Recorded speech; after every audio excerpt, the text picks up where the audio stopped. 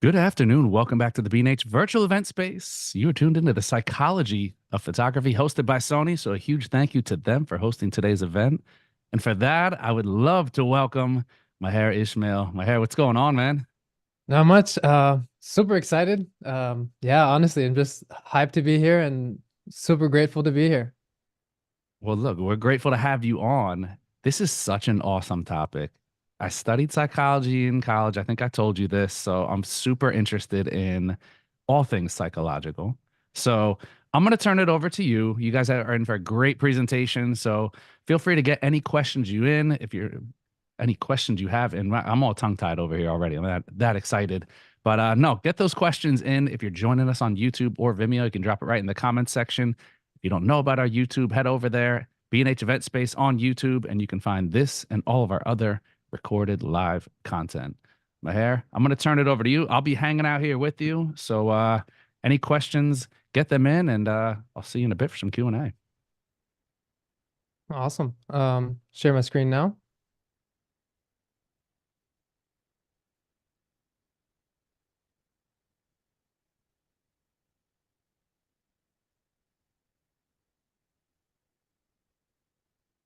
Can you see We can you do. see We my have it screen? up in presenter mode. It's not in full screen mode. Wait, let me try this Try again. and initiate again. Technical difficulties. We're used to that. I have one every day. Become my life.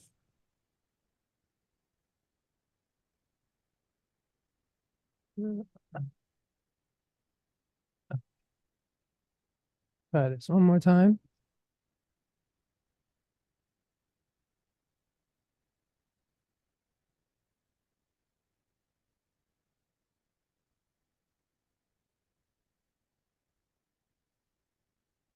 There we go. And I will hide the toolbar. You can still see the toolbar, right? Still see the two bar? Yep. And now it should be fine. Boom. Looks great. Awesome.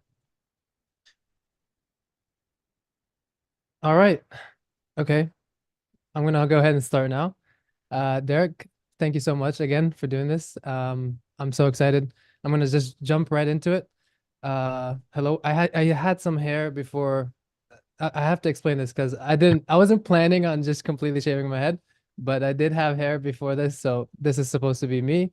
Hello world. My background is in computer engineering. I studied computer engineering and I minored in psychology and astronomy in my undergrad, and I'm very fascinated with everything psychology, everything astronomy, and I think they kind of connect in certain ways. And I'll be bringing up certain things throughout the slides. Um, and I like to start with this question: what is reality? So we're gonna get into the objectives and the agenda in a second, but first, we have to understand what is reality before we can know how to control it and manipulate it using photography. So, famous physicist John Wheeler, he's the one who termed the black hole. He describes it as it's made of information which is created by observation. So, you have to have something conscious to have reality. And it also is always compared to the personal database that we have in our own brain. And it's always subjective and it requires choice. So, with that being said, some people may remember this. Derek, I don't know if you remember this, but this Oh, was yeah. this was causing a lot of trouble because a lot of people saw it as the one on the complete right side, and some people saw it as the one on the complete left side. And which one was it? And in photography terms, I think it was just exposure and white balance that changed everything. And if you turn the exposure a little bit lower and the white balance closer to cold, it turns into blue and black. And if you do the opposite, it turns into gold and yellow. So also people had different phones, different technology, different ways to view it. And that also is exactly how reality works. And people always have different perspectives, different lenses that they see reality with. And you can't really trust your eyes to see, to know what reality is. For example, this grid of things here, there's nothing in between the squares, nothing, absolutely nothing between the squares, but your brain is going to start seeing small gray dots. And these happen because of certain ways of how we perceive reality, and the brain tries to kind of fill in the blanks all the time. And it's kind of playing on the errors of how your brain tries to guess what's in front of you.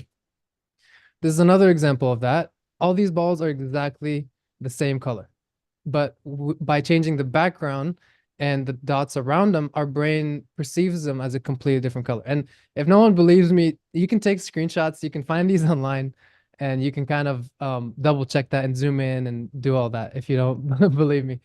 Um, all these lines are parallel, perfectly parallel. But again, because of how our brain perceives reality, it assumes a lot of things. It fills in the blank in a lot of things, and it shows you kind of how fragile reality really is when you look at things like this. Another example, this entire line in the middle is exactly the same color, but again, by changing the background, it completely Derek looks suspicious over You- You're there. making my head hurt. I'm like, what? I'm like trying to see it. You can always kind of screenshot zoom in. I don't you're gonna have to trust me on this one. But the point is that reality is very subjective, and it requires choice.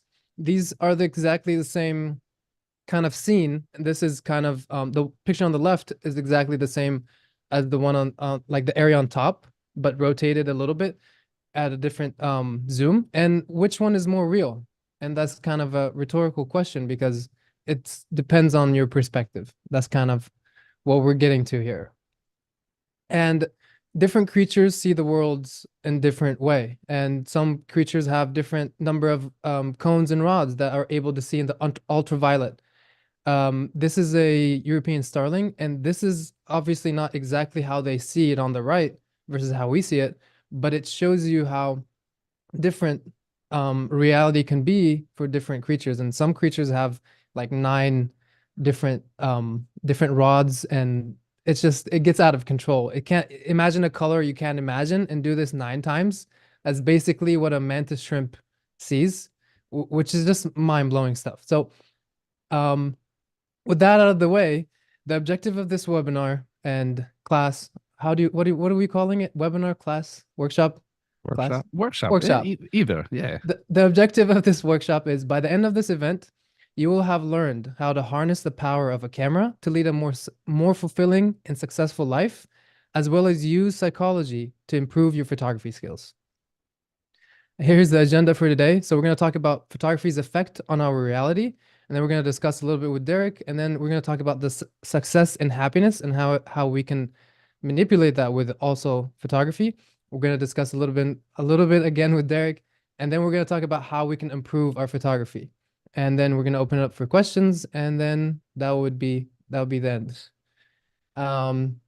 Without further ado, let's jump right in. So roughly we are wandering 40% of the time. We're not here. We're not in reality. That's almost half the time of our entire life that we're not even in this reality. We're either thinking about some things that happened in the past or projecting into the future, trying to figure out something that happened in the future. Reality is simply what we perceive, and it's not the past, and it's not the future. And in a way, some people can say the past causes the present, but you can also change it by changing your perspective and think of it as the past trails the present. And it's equally right. It's just different perspectives. But one thing is true is the reality is at this moment, at this very moment that we're currently in. Photography can be a tool that helps us get back to reality. Now, what does photography do to the brain? And of course, this is at the end of the day a tool, and it can be used in multiple ways. I want to emphasize this. Also, all the photos I have here, other than the drone shots, I've shot them either on a Sony A7C or a Sony A7 IV. Some people are curious about this stuff, so I'm gonna throw that out there. Being a photographer requires you to be more mindful of your reality, mindful of what is present in the moment in order to capture it. Photography trains us to see what's in front of us instead of being lost in the past or in the future. It forces us to just be in this moment. And it's for a lot of people who have cameras, especially, they've experienced this feeling of kind of calmness, serenity, and just peace that happens when you're taking pictures, especially if you're doing it in nature. Numerous studies show that individuals' disposition towards remaining in the present moment is linked to many health benefits. Lower levels of perceived stress and anxiety, lower levels of depression, improved mood, and a sense of improved well-being. Higher life satisfaction, increased patience, increased optimism, higher self-esteem, less burnout, better sleep. And we can do a whole different workshop on sleep and why it's important, but that'll be maybe another time. Mindfulness training improves cognitive and strengthens intrinsic connectivity between the hippocampus and the posterior medial cortex in healthy older adults. Basically, it makes cognitive health better even than cognitive fitness training. And this is kind of the thing that deteriorates over age that makes us kind of more like that. One of the things that affect our cognitive behavior, basically. In mindfulness training, aka photography in this case, or being like meditating, can actually increase that connectivity and make it last a lot longer and increase the health of it. Mindfulness also impacts our attention span, concentration, memory, as well as promoting creativity, decision-making skills, and our ability to acquire new perspectives. And this also goes hand in hand with photography because you're always changing your perspective with photography. So it's kind of a double whammy. Mindfulness also helps us develop emotional intelligence, and it improves our interpersonal relationships. When you strengthen your connectivity with others, your own self grows equally. Compassion is one of the greatest sources of energy and motivation. This is something the Dalai Lama preaches all the time, and it is, for example, you'll find yourself more willing to do things for the people you love more than you are willing to do for yourself. You have much more energy to do things for others than you do even for your own self.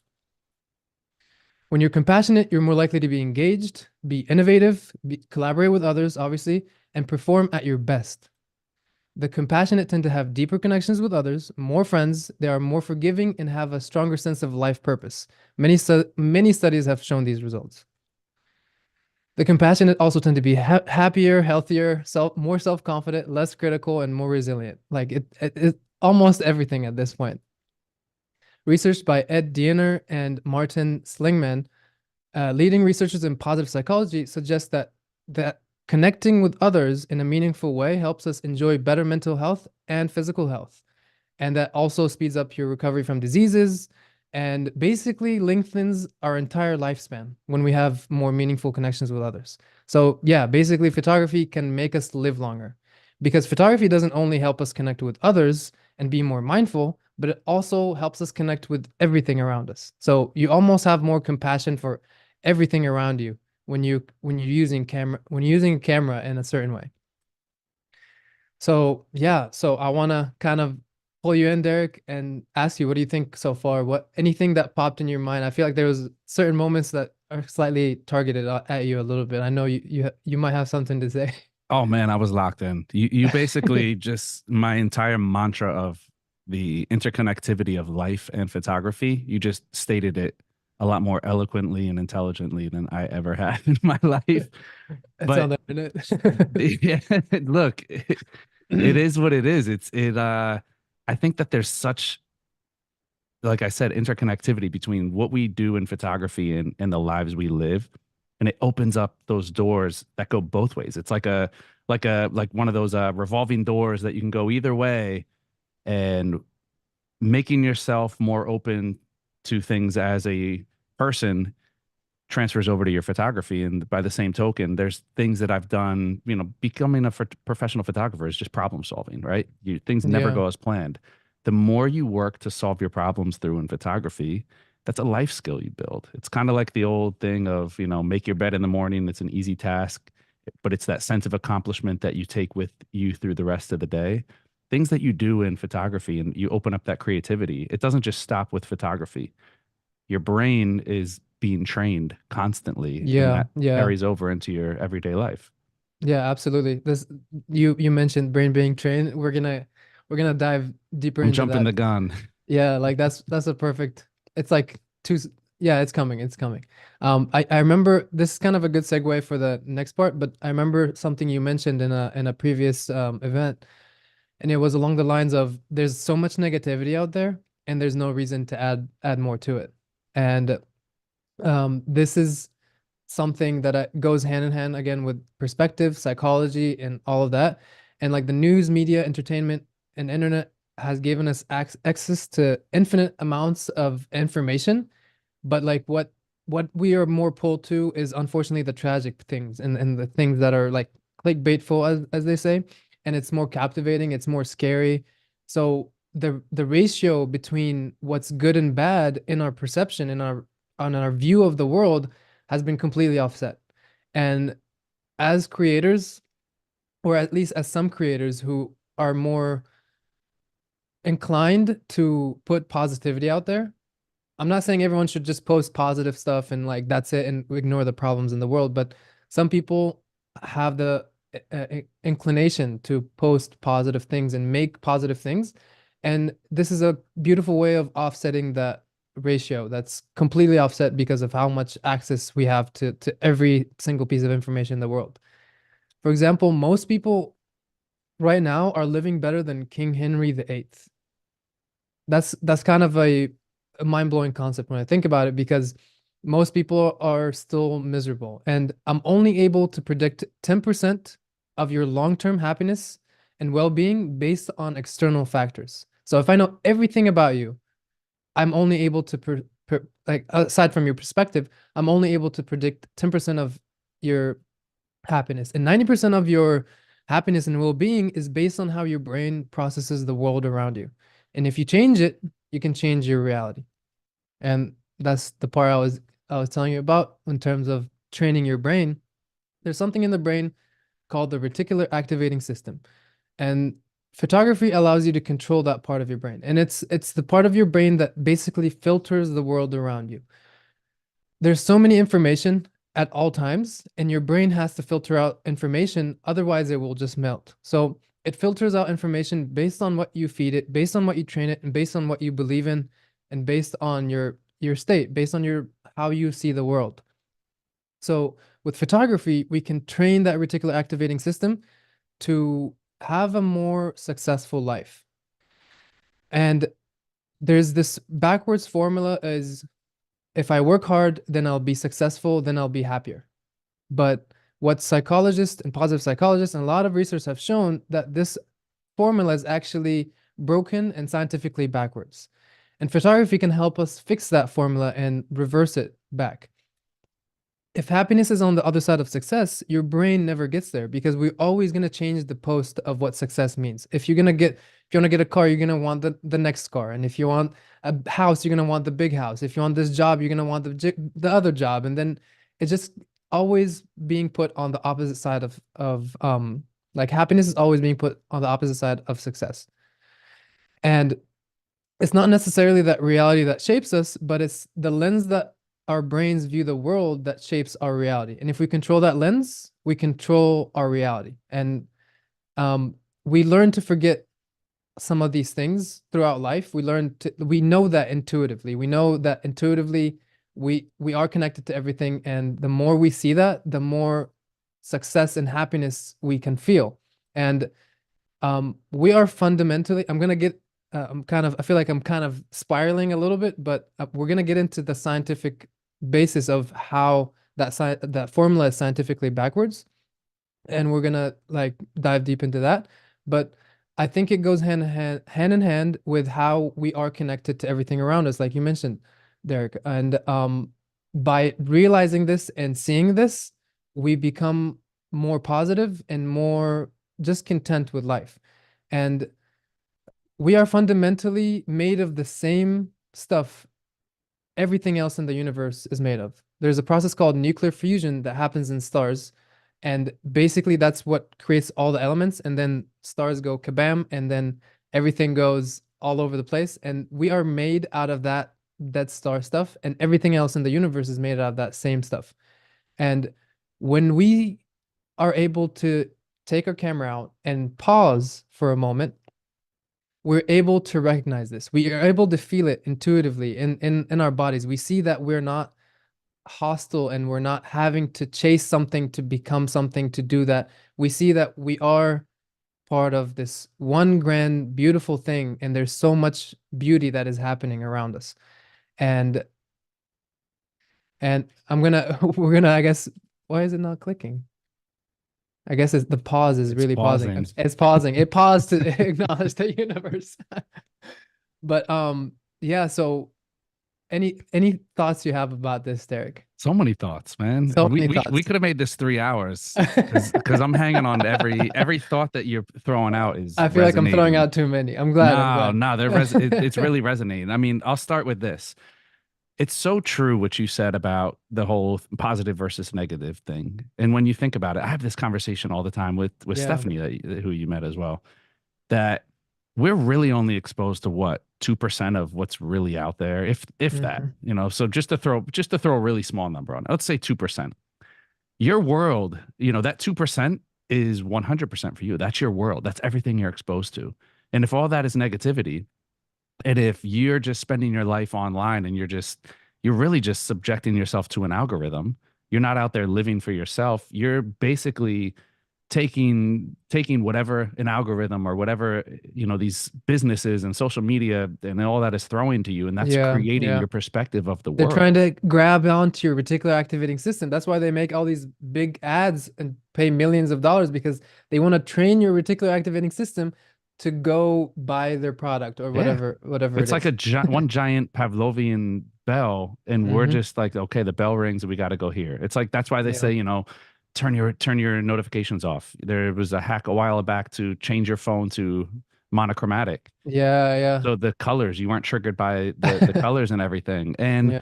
I really do think that, people ask me all the time about my street photography and what is it about that I really enjoy, and it's changing your perspective on the world. If I go online and I just take what I'm being subject to online, it's a completely different world than if I actually go outside and live in my Absolutely. world. And it's like, Absolutely.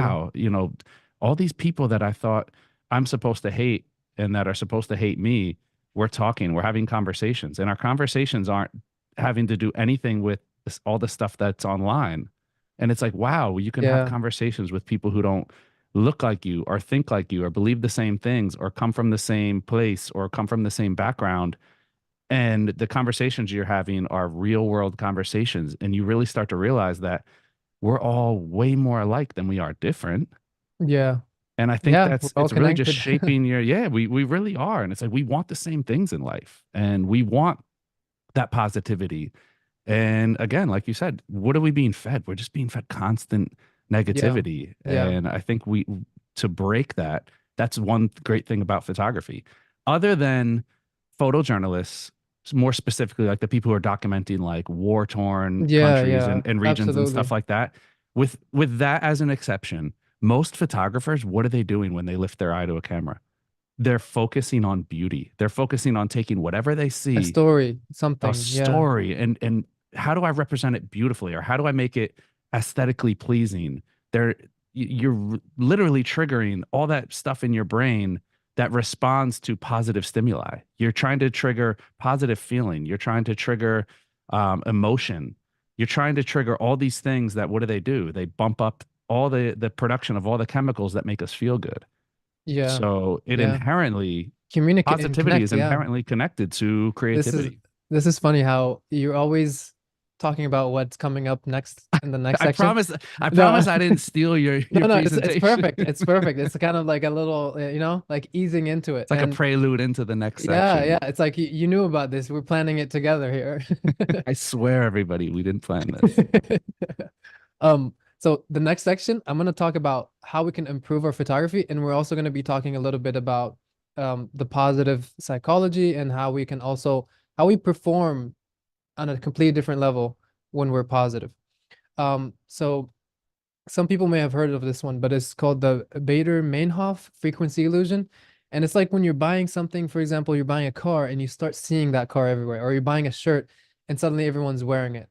I don't know if you've experienced that also, Derek, but like I feel like a lot of people experience that. And this is it goes hand in hand again with the reticular activating system, and how because you know of this thing, you're starting to see it more often, and you can see it a lot more often, and you can almost you have a complete different reality as a result. There's this wonderful study that I like to talk a lot about, and it's a study where they got people who are lucky or claim to be lucky and people who claim to be unlucky. And they got these groups of people and they ran them through some tests, and they basically gave them this magazine and told them to count the number of photos. So the people who are unlucky, they just always keep counting. They never see what the people who claim to be lucky see, which is a picture that says, there's 40 photos, just show this to the researcher, you're done. In fact, they added another one after that for the people who are unlucky. And it said, if you see this if you see this picture, you're gonna get $200 from the researcher just showing this picture. And their brain never saw it because their belief is that they are unlucky. The reticular activating system scans the world for things that are negative that affirm that they're unlucky. And they've done even studies where they put money on the ground and have people walk by past it. People who are lucky always found it. People who are unlucky, they didn't even see it. And we can train our reticular activating system using photography to be able to focus more on the positive things. And we can also use photography to find certain things. So for example, we can train a reticular activating system to find certain colors. So you can do challenges where you just find certain colors. You can scan the world for these things and you'll start finding it in the same way as the frequency illusion phenomena.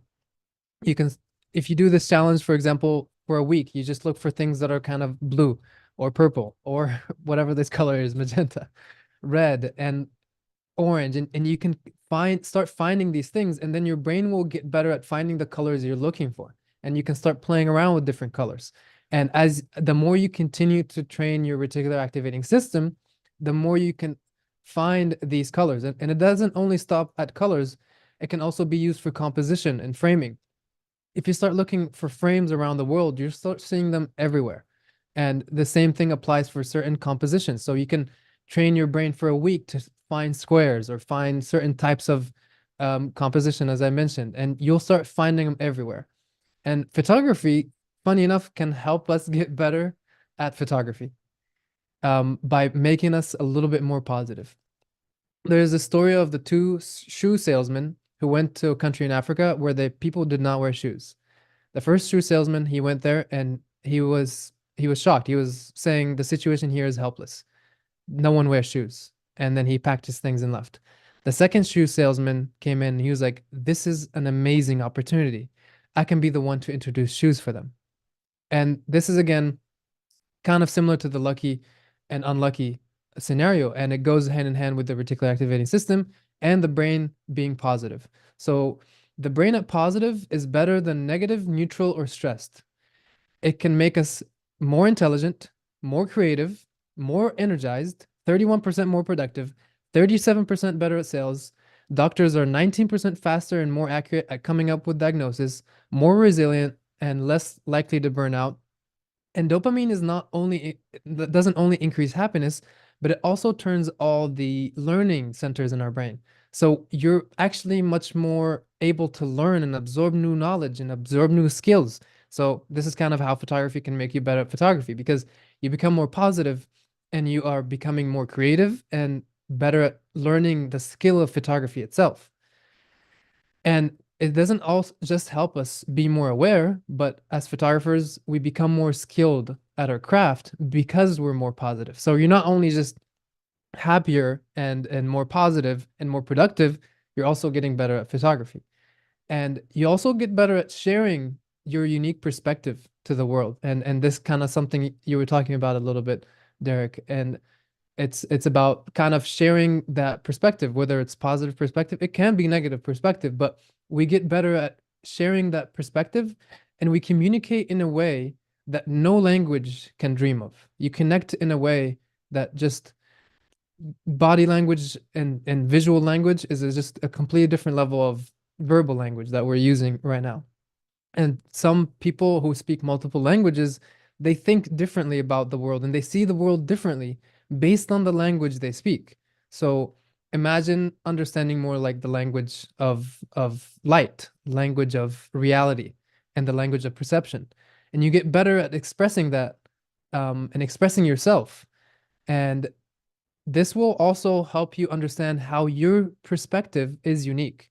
And it's kind of paradoxical a little bit because the more you kind of see how everything is connected, the more you feel more connected with everything, the more you can see how your perspective is unique and how you can potentially impact the entire universe. And I know that sounds a little bit dramatic, but it is true. If you've heard about the butterfly effect or these little events that can happen and change many things in the course of history, it's kind of in a similar way, and that can cascade over outside the planet. We have been reaching different planets, we're reaching different things. So your perspective is actually more powerful than you can imagine. And by sharing your perspective and positive perspective, especially, you not only inspire hundreds of people, making a ripple of positivity and mindfulness, but you create a real revolution. Thank you. And this concludes the end of our slides. I want to give a special thanks to Derek for, again, bringing me out here. Special thanks to B&H and definitely Sony. Thank you so much for sponsoring this event. And yeah, I'm going to open it up for questions. And Derek, feel free to jump in if you have any 2 cents on the last things I mentioned. Oh, definitely. Let's chop it up, man. There's a lot going on here, I think. And I think this is why we were so interested when we had talked about this topic. There's such a close tie in psychology. I mean, really Yeah, it's hand in hand. Anything it creative goes hand. ties Yeah, into the brain. And it's not even like when you really, really, really break it down, what do we see? It's like everyone gives the eyes so much credit.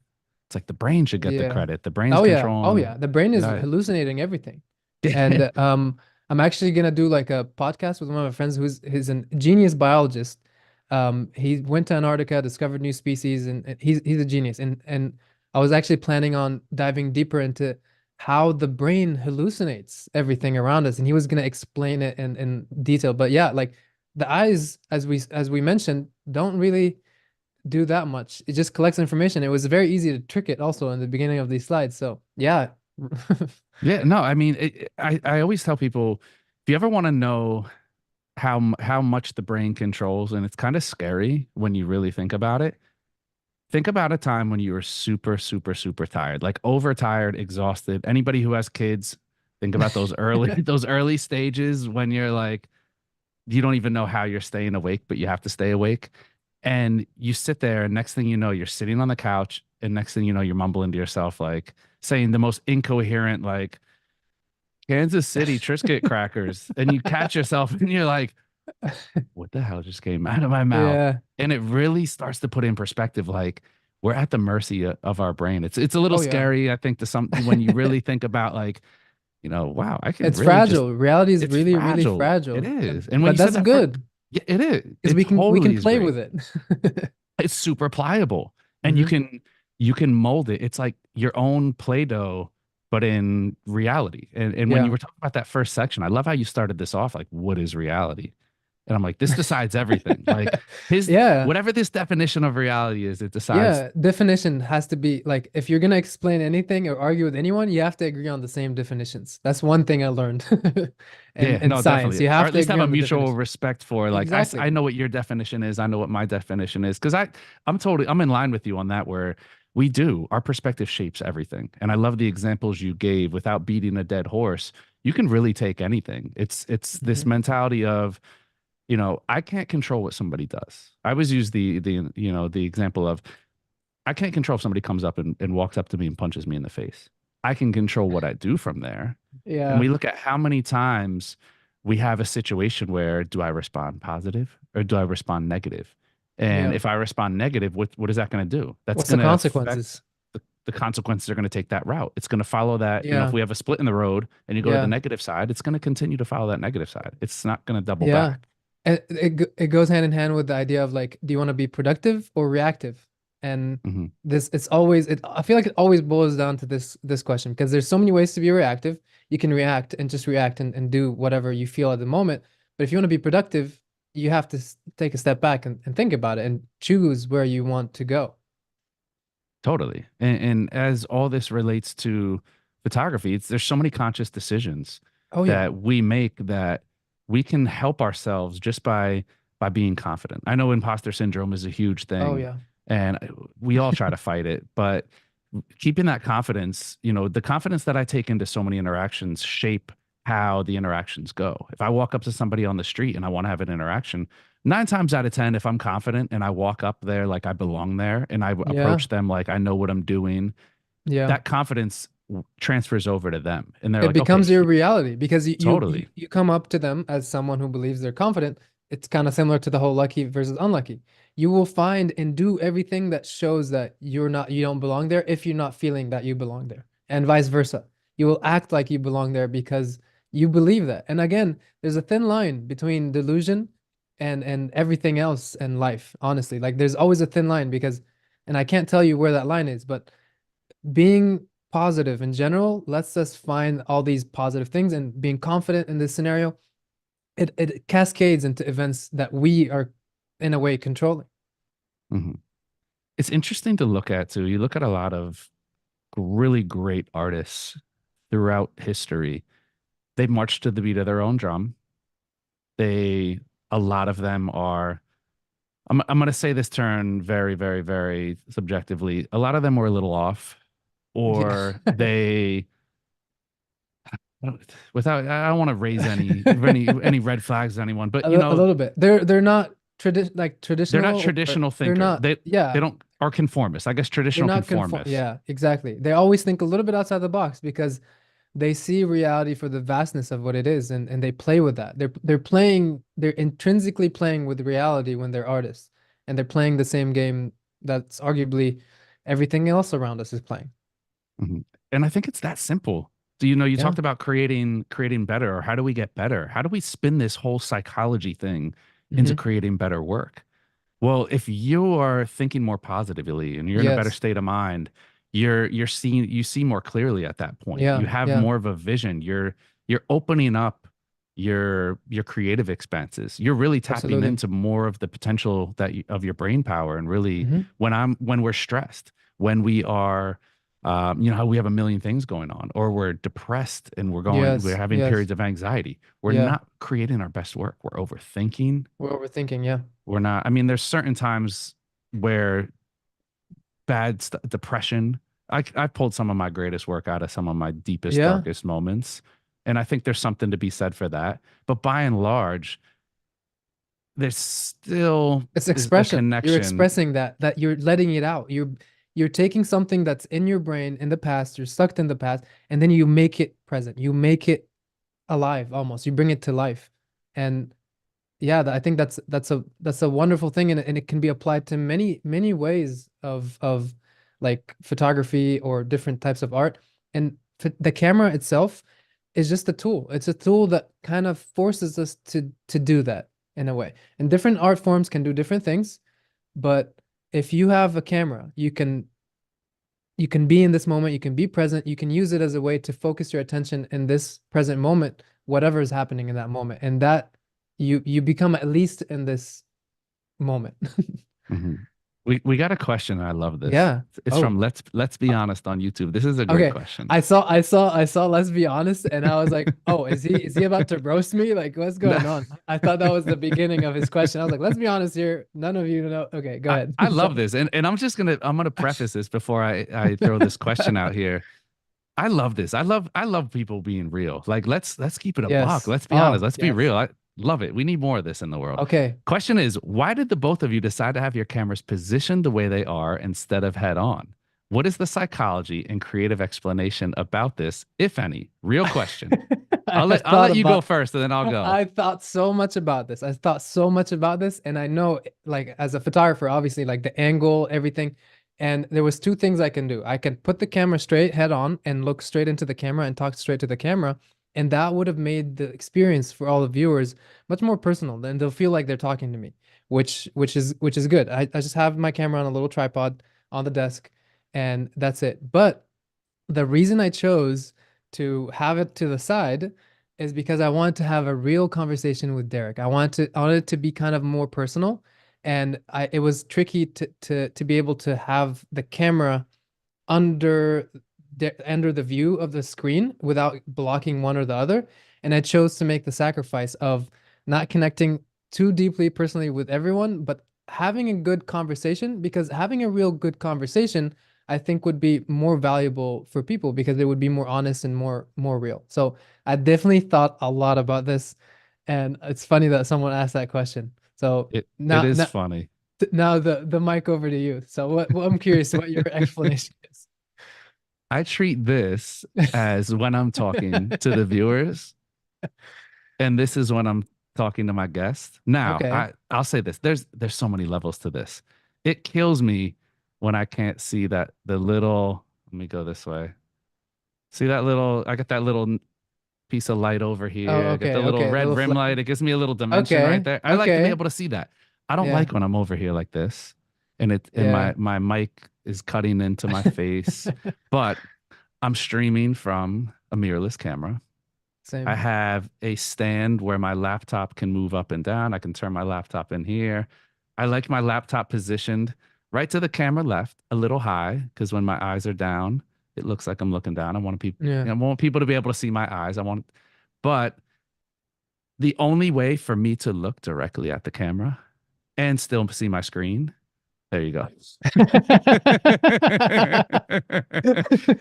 I would have to use like I'd have to use like a teleprompter kind of thing because Yeah, or yeah, position. So yeah. for me, some of it is just positioning, and I Hmm. do I tend to like watch when you look at an interview. If you watch 2020 48 hours, you're looking off camera. You're talking to someone to the whoever's interviewing you. You're talking like this. And then I have my separation when I'm talking. This is like breaking Yeah. the fourth wall Yeah, when I for talk to I the kind of like audience. that. I'm And like, hey, audience, how's it going? What do yeah, you look? Have you been enjoying this workshop so far? exactly. It's like That's kind something of I've fun. taken in. You know, I talk to you in here and like, guys, what do you Yeah, guys really what do think? you think? I would Any love to hear more questions? questions. Let's be honest. If you have any, uh, I was saying, let's be honest. The name. Let's be honest on Yeah. YouTube. If you have any other questions, I would love to hear them or anybody else out there because I Yeah. think this is such an interesting conversation that not a lot of people bring up really deep intellectual conversations as they pertain to photography, especially in spaces like this, where this isn't a super pretentious space. I say that because I'm the one who hosts it, so it will never be it will never be too elevated. It'll always have like a t-shirt and pajama pants kind of vibe to it. Yeah. But I think it's such a great conversation because so many people can tap into so many things and the answer to better photography and to really just living a better life. The more self-reflection I've done, the more I've learned to look at my own actions, reactions, interactions. It's made me live a better life. I'm happier. You know, I am able to hold myself accountable for stuff. I'm able to really just take my work in a new direction. And because I really am so focused on what I like and what I want to create rather than what Yeah. do my followers want. Anybody When who's you, seen my yeah. Instagram, it's like I'm off the rails. I'm unhinged online. I get messages all the time like, what the hell is your picture? What are Like, you what are you doing? What doing? Yeah. I'm like, I'm being me. I'm weird. And that's how I expressing? feel great expressing Yeah. myself. When you are expressing yourself, people will relate to that more because that's what like it's kind of paradoxical again because you don't think too much about what people want to see. You do you, as you said, and people can relate to that more because we're all ultimately made of the same stuff. I have a Yeah. question. Is can I Go answer it? for Can it. I Of jump in? course. Of course. Good, very interesting question. I feel like it's almost kind of like a like a good trap, the opposite of a trap. But it's from Omla, and he says Bader-Meinhof phenomenon versus manifestation. I kind of want to give you that question first and see what you would answer to that. Hmm. It's a good question. Good And question. Bader-Meinhof was the frequency illusion. Frequency, what was it called? Frequency illusion. Yeah, like Yeah, seeing the car, buying a car, and seeing it everywhere. And I feel like they're kind of the same thing, but I want to see what your perspective is. yeah, I agree. I mean, this is a tough one because Yeah, I've gone back and forth on manifestation, yeah. It's and yeah. That's I was this like, is what let me. I'm gonna keep it a buck. This is what makes it really hard. Is it's like conspiracy theories, right? There's there's a level you hit on conspiracy theories where it's like, okay, this is interesting. Yes. Okay, this is really, really intriguing. This has my attention. Okay, boom, boom, boom. Okay, this is just crazy and insane. And It, who is yeah. thinking this? And I think manifestation, that's how I see manifestation. I don't know if you remember, like, was it like 10, 15 years ago when there was this, was it The Gift? What was it? Something, the whole thing of like it was like a movie. Somebody help me out here if you know in the I don't know if it was The Gift or something, but there was some like something that went viral. It was like a Yeah. movie or something, and it was about manifestation. And a lot of people started to really get into manifestation. The The Secret. Thank secret. you, Omla. There you go. The Gift. I was way off. What am I reading? The Secret. And for a while, I'm like, oh, this is no, this is BS. Like, you can't really. And then Yeah. I started to think about it. And I'm like, well, what do I do in life? I believe that positivity breeds positivity. That when I walk up Yeah. to somebody on the street, people tell me all the time I have like smiling eyes when I approach them. And because I ask people, I'm like, well, I'll have real conversations. Well, I walked up to you on the street and you don't know me worth anything, and I have a camera. Yeah. Why did you, why did you But you respond to me trust like me? that? Yeah. And they're like, well, you had a positive vibe. You were smiling, or you look pleasant. Like you give off like really unarming, disarming vibes. And I'm like, okay, well, that's no different kind of than manifesting, right? Because I'm putting positive energy out, and that positive energy is attracting positive energy. So that's where my little dichotomy with manifestation is that I've started to believe it more. And I wouldn't go so far as to say like you can't manifest everything. Like Yeah. I can't manifest, $1 billion if I wanted. It'd be hard. See, it's again, I think it goes back to there's a thin line between being delusional and being positive and in this case, manifesting. And I think there's a thin line because How do you we draw can the line? we can't. That's kind of that's my personal conclusion. My personal answer is I don't think you can draw the line. There is a thin line and it's very, very thin and it's not like it's not a line, it's more of a gradient. And because in some cases you can say I'm going to make $1 billion, and then that's what some billionaires say they do. They imagine having $1 billion, they imagine the life and do all that.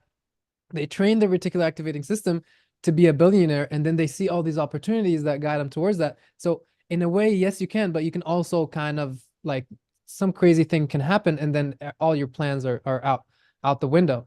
And you can't, it's not guaranteed, but you can do things that get you towards that. But then that being said, you can't manifest like flying, human flight, like Avatar, the Last Airbender. I don't know. Like, you can't just start bending elements out of manifestation. This is like an extreme. I love that show. This is an extreme example, but you can also, there's levels to it. And I don't think the line really exists anywhere.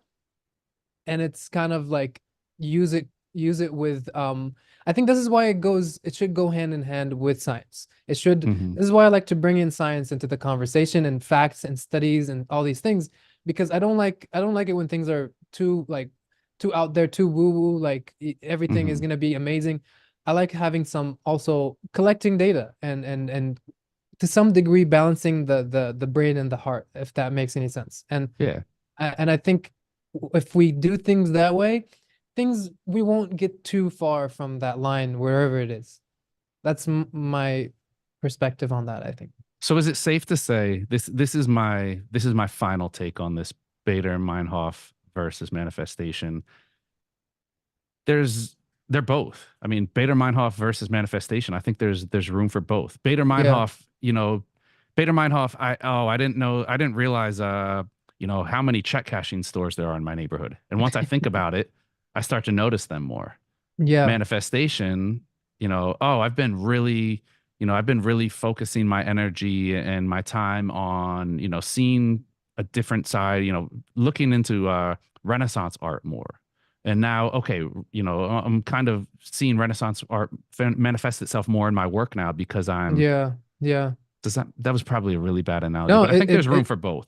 there's room for both, and also, and you have to sprinkle a little bit of realistic, I guess, realistic, as fragile as that word is, like logic. Like you can't sit in the middle of nowhere in the desert and be like, I'm gonna manifest meeting the most amazing people ever. But you can go to New York and do that, and your results will be different because you're Mm, taking certain logical steps mixed with mixed with that manifestation.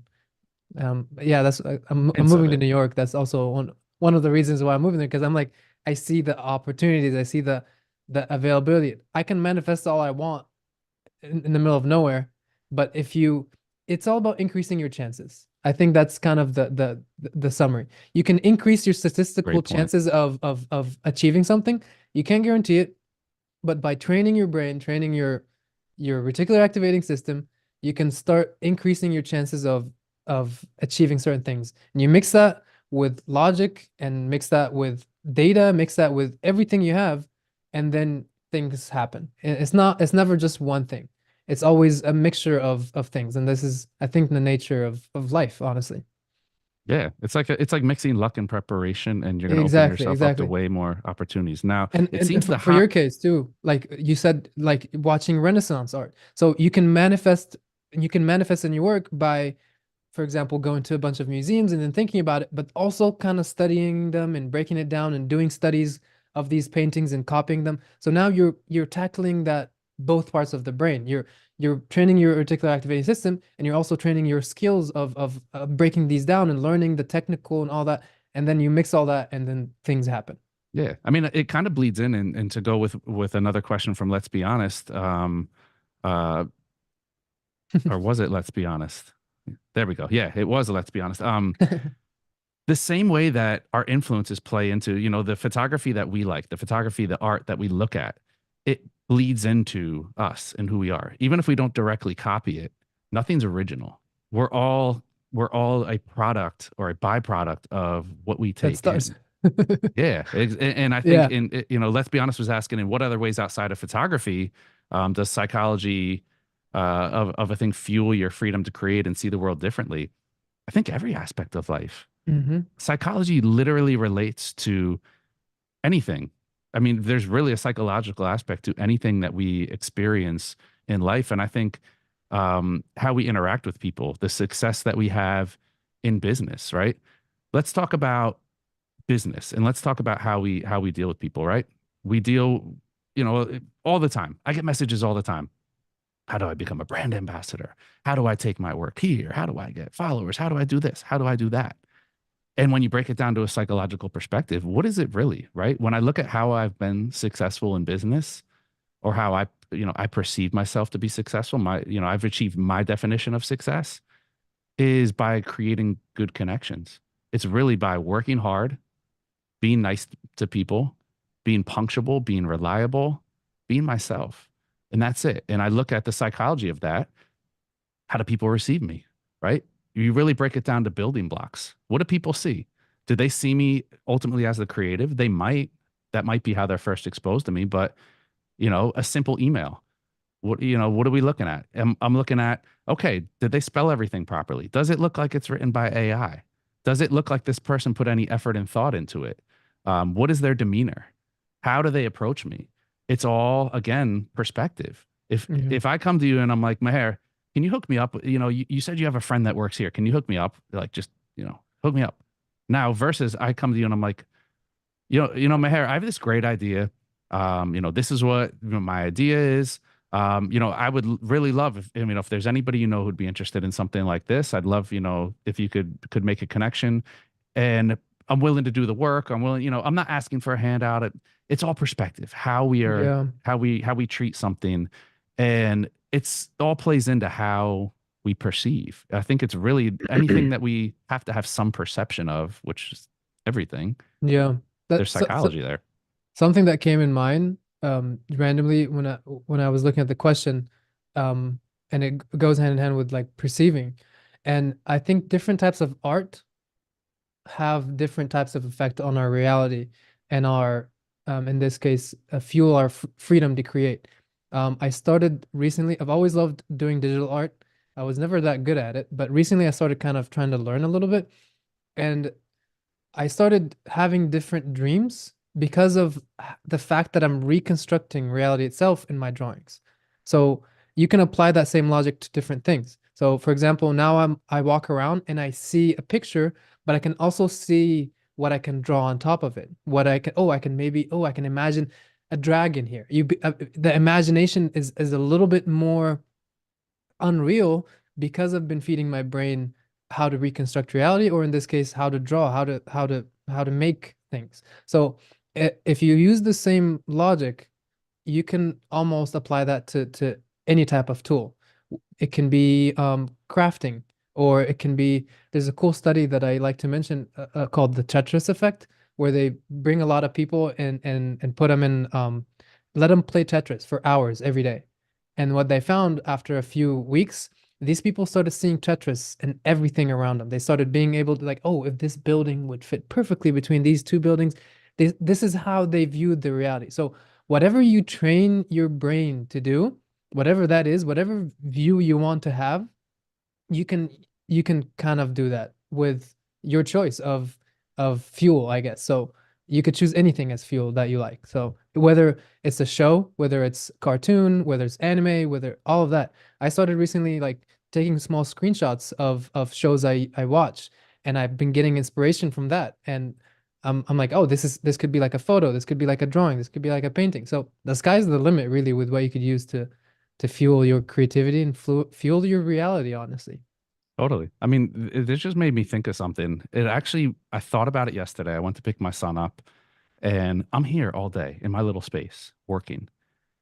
I've Subway. made it into a comfortable space. Lighting, I've treated my life in my home as like a movie set. Yeah. Adjust the daylight balance of my lighting to based on the time of day. Oh, nice. I That's a turn cool different idea. lights on and off Hmm. to where sometimes I'll turn lights all the way across my apartment on so that I just get that light spill in and Yeah. I'm not fully in the dark, but it's like mood lighting. I'm gonna try What that. what is it doing? It's no different than putting a diffuser on for a nice scent. I really create an environment where I'm engineering my environment is what I'm doing. Yeah. And it hit me yesterday. I'm driving down my block. I live in a hood and it's not the it's like anxiety inducing. When I leave my it's like it's stuff going on everywhere. So It's much people on going on. top of Yeah. everyone Yeah. and it hit me and I was like, wow, I was so at peace all day just at my computer doing this. And Yeah. even though I'm working and I'm on screens, it's still like a sanctuary. I Mhm. went outside and everything changed. It was no longer a controlled environment. And I think, as we begin to wrap this up, that it just came into my head and it's just we can control our environment. Mute people, block people, unfollow people, control Not your online engage, experience, not engage. not react. Really set, cut people off if they're not healthy for you. Cut them Yeah. off. Find things that you love to do. Pick up a hobby. Start taking pictures of stuff you want to take pictures of, Yeah. as it relates to the whole creative thing and Hmm. photographing. Create work that you want to create. Stop worrying about what other people want. Now, I'm going to stop blabbing because we did get another question here and from Samo, yes. And Samo, yes, I got to bring this up because Samo, yes, mentioned this before. I thought this was great.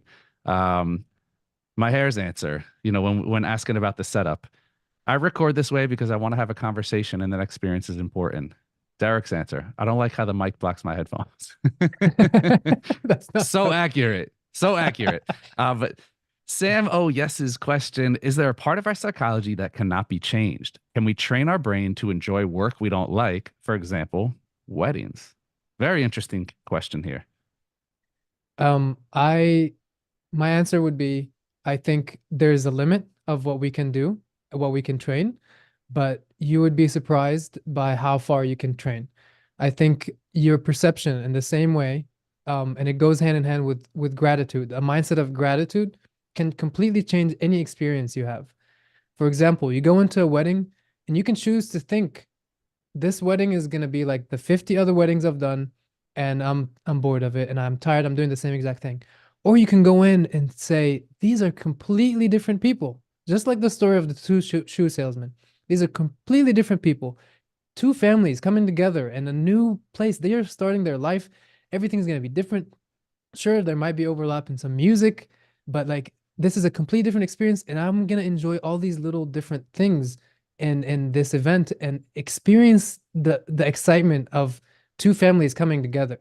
So you can choose to have that perspective or choose to have a different perspectives. And again, that can be up to a limit because you can end up with a wedding where people are annoying or people are not even like being rude to you or all these things. And this can test your patience a little bit more, a little bit more. But if you're like, oh, I'm grateful to be here, healthy, and being able to do this and take my camera out and still make money, I'm not sick, I'm not in a war, I'm not all these things. Having that kind of grateful mindset can also be another layer to keep you positive and keep you enjoying these things. And it's ultimately gonna we have a saying in Egypt, and it translates roughly to if you're carrying a bucket of water with a hole, it only pours on you. And it basically means that if you want to choose to be miserable, it's gonna only pour on you. And if you choose to fix that bucket, it's not gonna pour on you, basically. I hope that makes any sense. And also, before we wrap it up, I wanted to also share my information on Instagram. I want people to stay connected, and I also wanted to share a survey if people have any questions for me, any feedback. So I don't know if we're over Go the time or for not, it. so I just wanted to throw that No, out no, there. you're good, man. You're good, definitely. Should I share my screen? Yeah, definitely go for it. Okay, one second. Um, A but great yeah, conversation. yeah, honestly, I did not think we were gonna have to need the whole hour. I was thinking, oh, this is gonna be short and sweet, but it's been honestly long and sweet, and Come on, you've I've been talked to me before. You know yeah, how true. you know how it goes. All you gotta do is throw something my way and circular talking. Here we go. Let me see. Okay, share And let us question. know. Do you guys like this kind of stuff? You know, we want to know what You you better think say out there. yes. Yes, I'm talking to all you. I'm looking at the camera now, Say but yes. You like this. I love it. There, Um. see, there we go. There's the long hair. Oh yeah, yeah. I You caught almost me off forgot. guard. You caught me off guard when I logged on today. I did I've like a been double take. yeah, people who know me personally don't even recognize me. It's kind of refreshing. It's like I'm like starting a whole new life. But this is my Instagram at maherz underscore. It's also my YouTube. I'm working on some videos using the little camera. We talked about this, Derek, like the RX 100.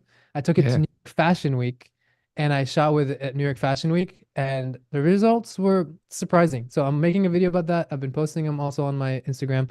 I've been doing street photography with it.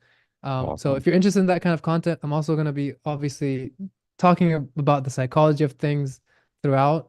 Yes, please stay in touch. And if you have any questions, please don't hesitate to reach out. And if you want, you can give me some feedback. I'd love your perspective. If you have questions, also feel free to throw them in there. And yeah, that's all I have, Derek. Oh, We're gonna leave that. nice. Derek has questions. I'm not just the host. I'm a No, user too. yeah, Um, let's go. I gotta complete this survey. No, I thought this was great, Yeah, man, and I would definitely love to have you back on and dive more into this because I think it is such a loaded topic and yeah. it's not only super relevant, but it's super helpful. There's so much other content out there and information that is just kind of we're spinning our wheels on. And I think this really, really, really cuts to the heart of what makes us better creatives and better people. Better people. Yeah. Honestly, I view photography as an excuse to talk about all this stuff because this is what's on my mind all the time. This is what I'm wanting to learn about, understand this world we live in, this phenomena of existence and how we can make it more interesting. And I think a camera is a very good excuse and a very good tool to dive into that. And it goes hand in hand because it's at the end of the day, you're sharing your perspective of some sort to I the love world that. and communicating through the visual language. Photography is the perfect vessel to get that across. So, Maher, can't thank you enough for coming on I here and talking about this. It's awesome. Really, really I good hour of yeah. information. I'm speechless, but I'm very, very grateful for this. So much thankness towards you also. And yeah, I'm very happy to be here. Very happy we had this conversation. I've been hyped for it for like 2 months. And yeah, Likewise. thank you so much. And thanks again, B&H. Thanks again, Sony, for sponsoring this event. Yeah, I'm happy to be here. Awesome. Well, huge thank you to Maher and of course to all of you for Thank watching, you. Yeah. listening, joining the conversation. We always love when you guys get involved. Um, Stay in touch with Maher. Definitely support and go check out the survey there. And if there's anything you guys want to see ever, more of this, or if you want to go back to more one light portrait setups, we can do that too. Just let us know. But we're here. Free education is what we do best here at the Event Space. Again, check out our YouTube at B&H Event Space on YouTube there. That's all we have in the books for now. Huge thank you to Maher and Sony for hosting today's event. Another round of the B&H virtual event space in the books. Catch y'all next time.